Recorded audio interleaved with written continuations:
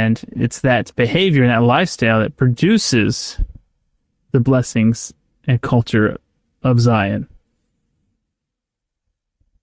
Yeah, I think we can both testify as two who have lived outside of the commandments and in the moment felt like, hey, this freedom is great.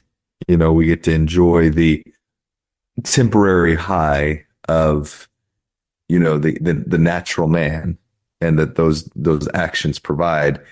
But as time goes by, you realize this is a facade and it's not all it's cracked up to be. Yeah, you look at yourself and you say, this is dumb. I'm dumb. Yeah, this is, no, 100%.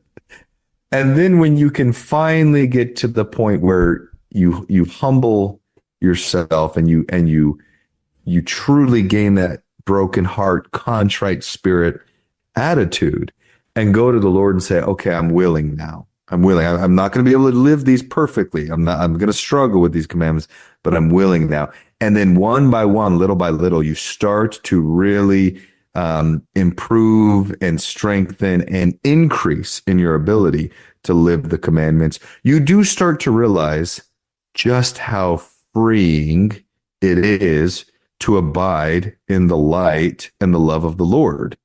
And now I look at it and I'm like, I feel more joy, more freedom, frankly, and more uniquely myself living within the confines, so to speak, of the commandments the Lord has given now than I ever did as one who for many, many years acted upon every impulse and did what felt good in the moment and wasn't really worried about the consequences or the downstream long-term impacts and effects.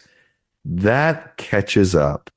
And unfortunately, when you're young, you don't understand that principle very well because you haven't experienced it. You don't really understand how much impact those decisions will have on you downstream, you know, and then when you do the inverse of that, you live the commandments and you cherish your covenants and you remain true and faithful to them. At first, you may not realize, but as time goes by and the years start to pile up, you realize just how freeing and liberating and how much of a blessing it is to adhere to that lifestyle, to adhere to the Lord's ways. And you get to a point where I would never go back. And to do it because you want to, by your own free will and choice. Yes. Yeah. Because you recognize the value in it. That's I mean, that's the sweet spot, right? That's the beauty of it. Yeah. Because it's the great irony of you start off perhaps, you know, as a youth or whatever, feeling like the commandments are restrictive. And the full circle is you realize that the commandments are freeing. Mm-hmm. They give you liberty. And that's perhaps another angle to look at this verse here, being crowned with commandments. It's like, well, what is the crown? Well, it's sovereignty, right? It's freedom. It's the ability to rule and reign, right? In this case, your own life, as you see fit.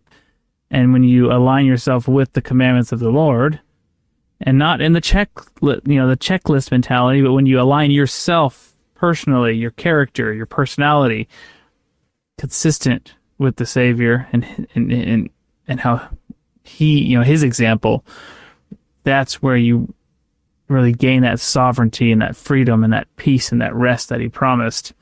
That's where everything just aligns and everything clicks. Hit that like button, leave us a comment, subscribe to the channel. We really appreciate it. They may seem like little things, but liking, commenting, it helps the algorithm push our content out to more people. So it's our small way of sharing the gospel in a social media age.